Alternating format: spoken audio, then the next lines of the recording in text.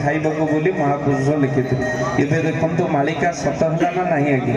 ସ୍ୱାମୀ ସ୍ତ୍ରୀ ବଜାର ବୁଲିବାକୁ ଯାଉଛନ୍ତି, ପ୍ରଥମେ ସ୍ତ୍ରୀ ଚାଟ ପ୍ଲେଟ ମଗାଉଛି, ଦି ଚଟାକ ନିଜେ ଚାଟିବ, ତାପରେ କହିବ ଆଦିତ୍ୟ କି ରାଗ, ତାପରେ ଆଦିତ୍ୟ ତାକୁ ଚଲେଇଲେ ନାଇଁ ନା। ପ୍ରଥମେ ଆଇସ୍କ୍ରିମ ପ୍ରଥମେ ସ୍ତ୍ରୀ ମଗେଇବ, ଦି ଚଟାକ ନିଜେ ଚାଟିବ, ତାପରେ ଆଦିତ୍ୟ ଇଟ୍ସ ଭେରି କୋଲ୍ଡ, ତାପରେ ଆଦିତ୍ୟ ତାକୁ ଚଲେଇଲେ। କହିଲେ ଉଚ୍ଛିଷ୍ଟ ଭୁଞ୍ଜାଇ ଭକ୍ଷଣ କରିବେ, ସ୍ୱାମୀକୁ ମାରିବେ ମାଡ଼। ସ୍ୱାମୀକୁ ମାଡ଼ ମାରିବାକୁ ମଧ୍ୟ କଳି ଯୁଗରେ ପଛେଇବେ। ମା ସତ ହଉଛି ନା ମାଳିକା କୁହନ୍ତୁ ହଉନାହିଁ? ସ୍ୱାମୀକୁ ବାଡ଼ଉନାହାନ୍ତି, ଭାଇମାନେ ବେଶୀ ମୁଣ୍ଡ ଟୁଙ୍ଗାରୁଛନ୍ତି, କାହିଁକି ନା ସେମାନେ ଅନୁଭବ।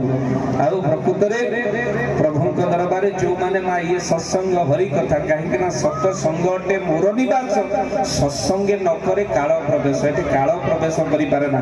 ଏଠି ଘଣ୍ଟାଟିଏ ମା ଆପଣ ଛିଡ଼ା ହୁଅନ୍ତୁ, ବସନ୍ତୁ, ଶୁଣିଲେ ଆପଣଙ୍କ ଜୀବନର ସମସ୍ତ ପାପ ଗୁଡିକ ନଷ୍ଟ ହେଇଯାଏ। ବହୁତ ଆନନ୍ଦ ଦେଖ।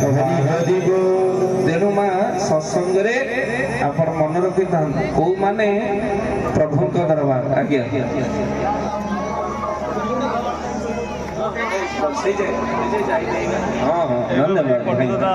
ତେଣୁ ହେ ସତୀ ସଜ୍ଜନ ଉଚ୍ଛିଷ୍ଟ ଭୁଞ୍ଜାଇ ଭକ୍ଷଣ କରିବେ, ସ୍ୱାମୀକୁ ମାରିବେ ମାଡ଼।